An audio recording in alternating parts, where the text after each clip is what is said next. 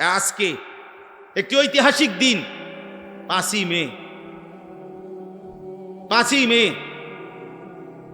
2013 সালের 5ই মে মুমিনের দিন। আল্লাহর দ্বীনের জন্য, রাসূলুল্লাহ সাল্লাল্লাহু আলাইহি ওয়াসাল্লামের ইজ্জত আর সম্মানের জন্য সেদিন শাপলা চত্বরে যেই মুমিনদের সেই রাত আজকে 5ই মে। কিন্তু পৃথিবী সেদিন জালেম আর জালেমের অনুসারীরা বিদ্রুপ করেছিল। মুমিনের রক্ত ঝরিয়ে, রক্তকে বলছে রং, হাসি ঠাট্টা মজাক করছে। সেদিন ভাবে নাই যে এই রক্তের বদলা দিতে হবে, এই জুলুমের বদলা দিতে হবে। সময়ের ব্যবধানে একদিন জালেমই পতন হয়েছে, জালেমই পলায়ন করেছে। মসজিদ, মাদ্রাসা, ওলামা, ইমানদার আজও আগের মতোই আছে, আগের মতোই আছে। এজন্য বাপ মনে রাখ, পাপী হারায় যাবে, ইমানদার টিকে থাকবে। জালেম হেরে যাবে, মজলুম জিতে যাবে। মজলুম হিসাবে হলো মানুষের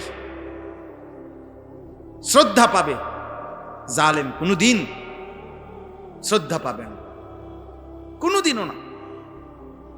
এজন্য আমরা প্রত্যেকের কাছে অনুরোধ করি, আমাদের এই মাদ্রাসাটি আলহামদুলিল্লাহ আমাদের মহব্বতের একটা মাদ্রাসা।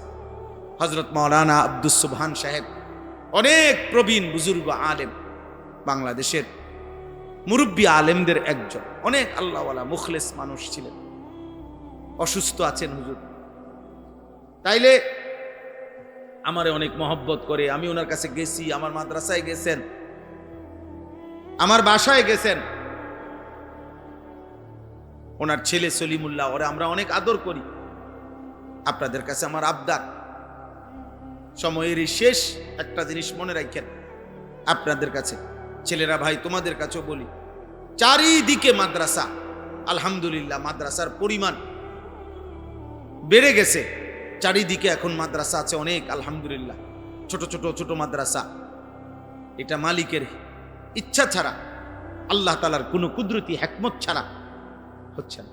আজ থেকে 30 বছর আগে, আজ থেকে 20 বছর আগে, আজ থেকে 10 বছর আগে যেই ধারায় যেই গতিতে মাদ্রাসা বাড়ছে, আর এখন 10 বছরে তার চাইতে 100 গুণ গতিতে বেড়ে গেছে। তাহলে এটা নিশ্চিত আল্লাহ তাআলার পক্ষ থেকে কোনো হিকমত ছাড়া এমনি এমনি তো হয়েছে মনে করেন। আগামী দিনে বাপ ইমানের পাহারাদারির জন্য, আপনি কেমন আপনার পরিবারের ইমান পাওয়ার জন্য, আখিরাত পাওয়ার জন্য এই মাদ্রাসাগুলো বিশ্বাস করেন প্রত্যেক এলাকার নিরাপত্তার জন্য জরুরি, জরুরি।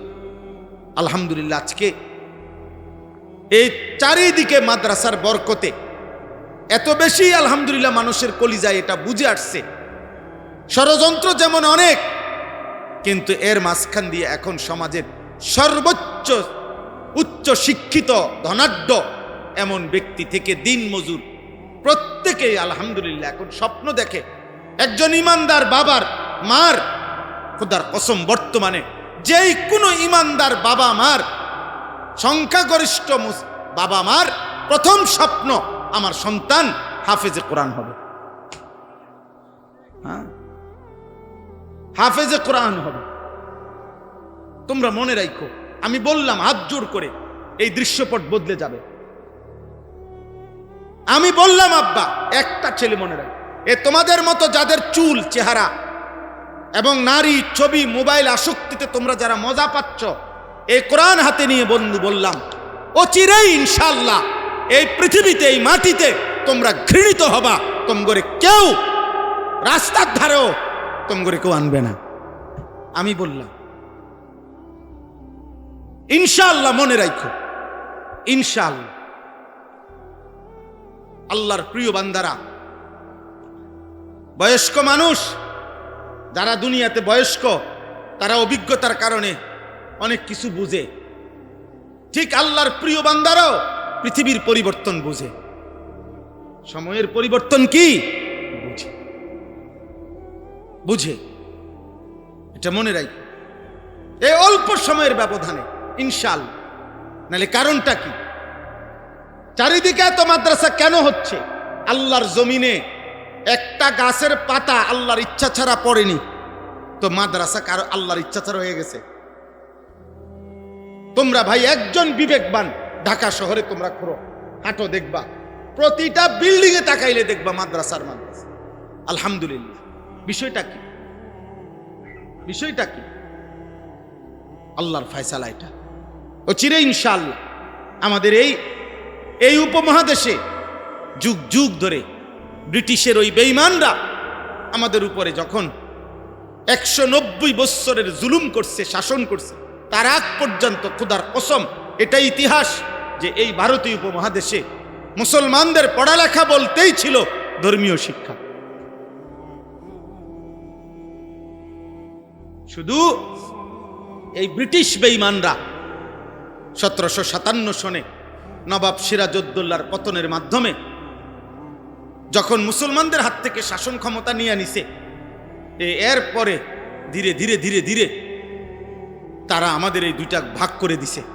আমগরে এক দলকে, আমরা মুসলমান সবাই, তোমরাও মুসলমান আমরাও মুসলমান, কিন্তু বেঈমান আমাদেরকে একটা দেওয়াল দিয়া দিছে মাঝখানে। এই পাশে আমরা কিছু হইলাম হুজুর, ওই পাশে তোমরা কিছু হইলা জেনারেল। টোটাল আমাদেরকে চিহ্ন পরিবর্তন করে দিছে যে দেখলেই বুঝবেন এটা হুজুর, এটা হলো জেনারেল। মুসলমান তো এরকম হওয়ার কথা ছিল না। হযরত আবু বকর সিদ্দিক আর নবীজির লাস্ট সাহাবী, আল্লাহর কসম চেহারায় সুরতে 5 ওয়াক্ত নামাজে আল্লাহর বন্দেগীতে তো বরাবর ছিল। সাহাবায়ে কেরামের মধ্যে সাহাবীরা, নবীর সাহাবীরা নামাজ পড়তেন কয় পার্সেন্ট? কথা বলে না।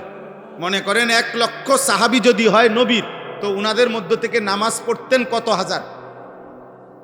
বোঝো না কথাটা? বলো না ভাই, তোমরা বিবেকে কি বলে? হালাল হারাম মানতেন কয়জন? মুসলমান তো এমনই ছিল। আমরা কিতাবে পড়ছি, ইতিহাসের কিতাবে একটা জামানায় ছিল মুসলিম শিক্ষা প্রতিষ্ঠান থেকে জোহরের নামাজের ওয়াক্ত হইছে, তো মসজিদে যারা ঢুকতেছে ছাত্র শিক্ষক, আমরা কিতাবে পড়ছি যে ইনিও শিক্ষক ইনিও শিক্ষক, কিন্তু এই মাত্র উনি পড়াই আইছে ক্লাসে হাদিস, উনি পড়াই আসছে জ্যোতির্বিদ্যা, মানে ওই মহাকাশ উপরে যে গবেষণা করে এই বিদ্যা, উনি উস্তাদ, উনিও উস্তাদ।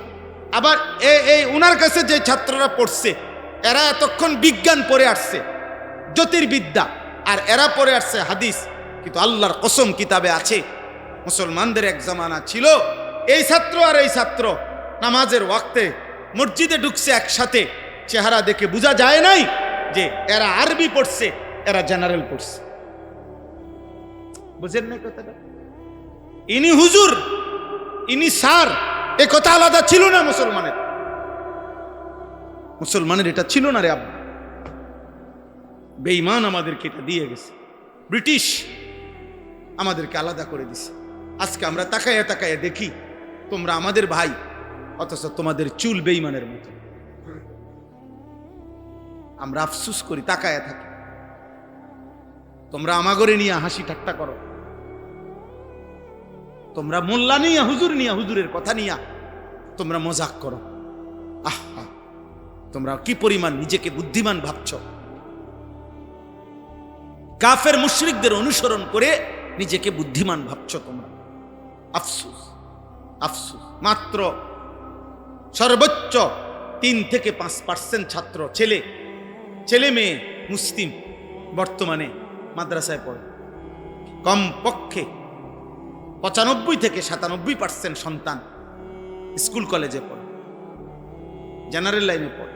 বাংলাদেশে কমপক্ষে 5 কোটি নিয়মতান্ত্রিক বাচ্চা পড়ালেখা করে বাংলাদেশে। এই 5 কোটি বাচ্চার মধ্যে মাত্র 3 থেকে 5% মাদ্রাসায় পড়ে, আর সব স্কুলমুখী। বেঈমানের সফলতাই, ব্রিটিশের সফলতা, ওরা চলে গেছে আমাদের এই উপমহাদেশ থেকে। ওদের ক্ষমতা এখন আর আমাদের দেশে নাই, আমাদের এই উপমহাদেশে। কিন্তু ওদের সেই বীজ, ওদের সেই ফিকির, এটা স্পষ্ট ইতিহাসের বইতে লেখা আছে। ব্রিটিশ বলে গেছিল, আমরা এই উপমহাদেশে এমন শিক্ষা দিয়ে গেলাম, এমন শিক্ষানীতি পড়ালেখা দিয়ে গেলাম, অচিরেই এই উপমহাদেশের এই পড়ালেখা করে আমাদের রক্তে মাংসে হবে ভারতীয় এই উপমহাদেশের, আর চিন্তায় চেতনায় হবে ইংরেজ। আজ তোমাদের কাছে মুসলিম ঘরে জন্ম নিয়ে কাফেরের চুল, কাফেরের পোশাক, কাফেরের লিবাস, কাফেরের স্টাইল তোমাদের পছন্দ। ওরা এটাই চাইছিল, ওরা এটা বলে গেছিল এটাই হবে, আর এটাই হয়েছে, এটাই হয়েছে। আমরা ওই দিন পড়লাম আধুনিক লেটেস্ট ইউরোপের, আমেরিকার, ইউরোপের এই আধুনিক পৃথিবীর, গোটা পৃথিবীর আধুনিক ব্যবসার পলিসি করতে চাচ্ছে তারা, যে you are own nothing but you are happy. মানে এটা নতুন স্লোগান আসতেছে, এই কিছুদিনের মধ্যে শুনবা তোমরা।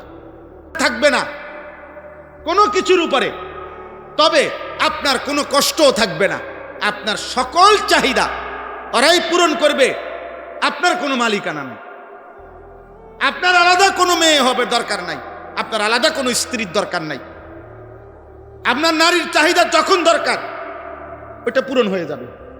আপনার খাবার দরকার, এখানে আপনি হালাল হারাম যাচাই করে আলাদা বাচ্চা, এত কিছু আপনার দরকার নাই। আপনি টেনশন না থাকলেই তো হইছে,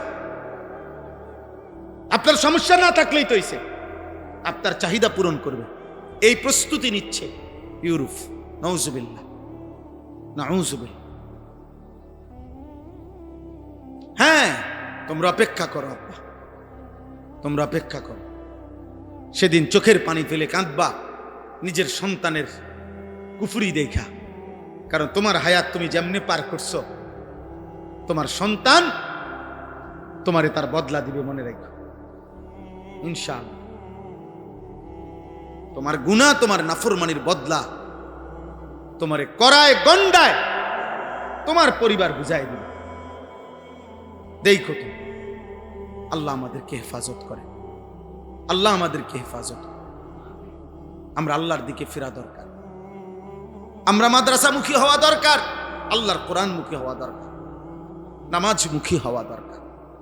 আল্লাহ আমাদেরকে তৌফিক দান করে।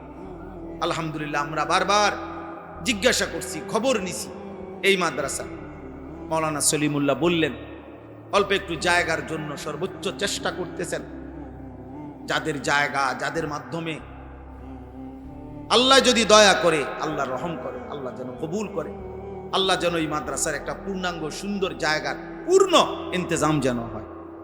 জায়গার দান মনে রাখবেন, জায়গা দান করলে মাটি, তো এটা বড় বরকতের বিষয় হলো যে মাদ্রাসা এরপরে এখানে হইলে যতদিন এখানে আল্লাহর কোরআন পড়া হবে, দিন পড়া হবে, পৃথিবীর কেউ যদি ওর নাম মনে না রাখে, খোদার কসম আল্লাহ তাআলা তো দেখছে, যত বাচ্চা, যত দিনই কাজ এখানে হবে, তত সমস্ত কাজের নেকি ওই জায়গাওয়ালার আমল নামায় নিশ্চিত সওয়াব আসতেই থাকবে, আসতেই থাকবে, আসতেই থাকবে, আসতেই থাকবে, কোনো সন্দেহ নাই। আপনার নাম কেউ মনে না রাখে, পৃথিবীর কেউ মনে না রাখো, মনে না রাখলেই কি হইব?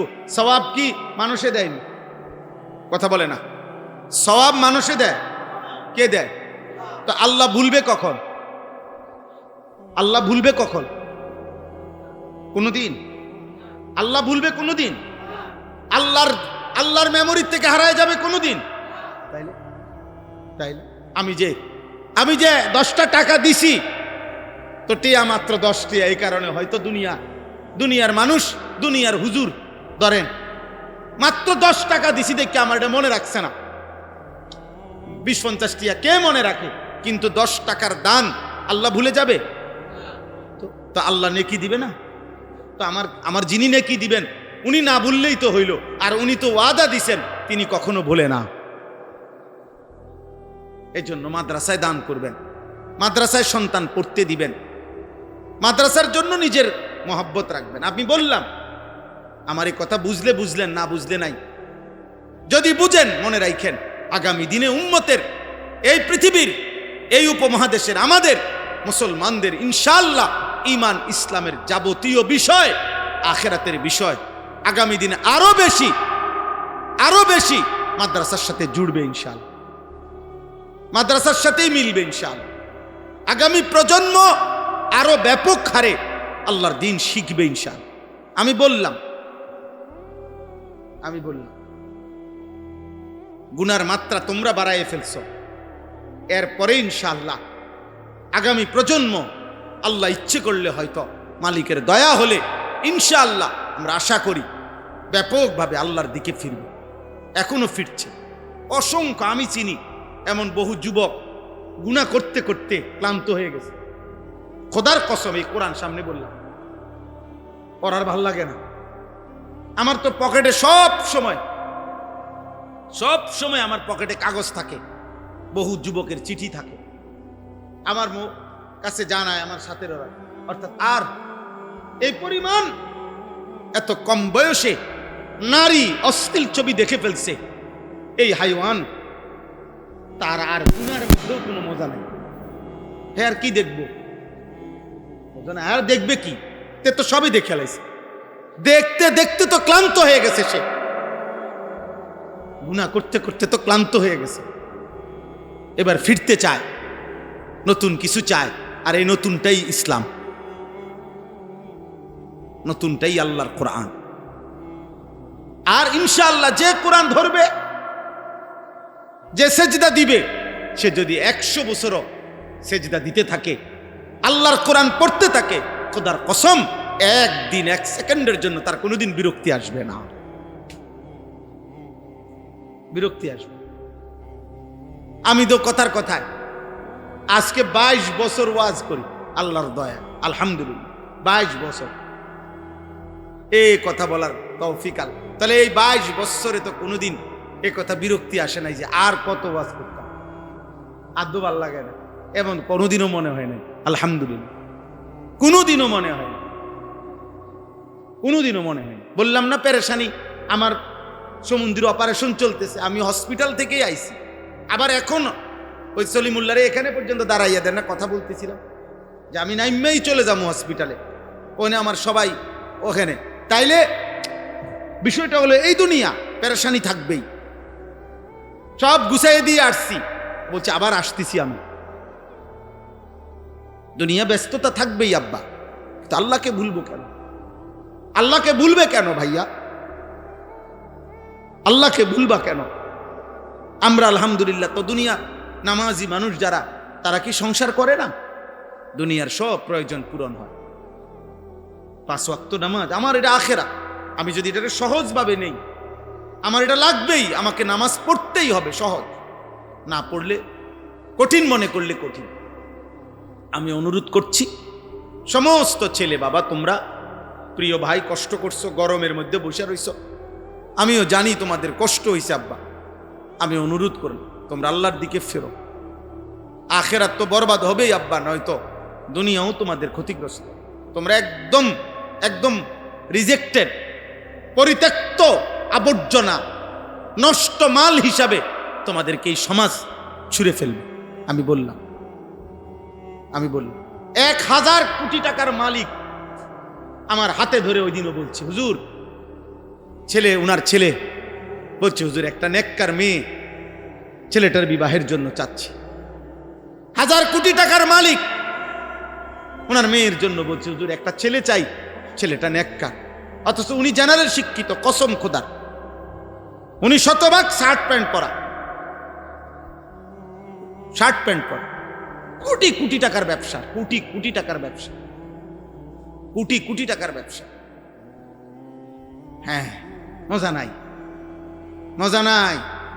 যে নারী মনে করছে বেপর্দা, নিজের শরীর নিজের যৌবন দেখাইতেছে, মনে করছে কত বেড়া, হেবড়ির লেগে পাগল হয়ে রয়েছে। না, তোমাকে যা কদ্দুর দেখে এর দূরে, তোমার এসে ঘরে নিবে না, সে তোমাকে ঘরে নিবে না। ঠিক তোমরাও মনে রাখো, তুমি না মনে করতেছো ওই মেয়ে অমুক মেয়ে, না, পবিত্র কোনো বাবা, নেককার কোনো বাবা, চরিত্রহীন যুবক তোকে তার মেয়ের জন্য পছন্দ করবে না।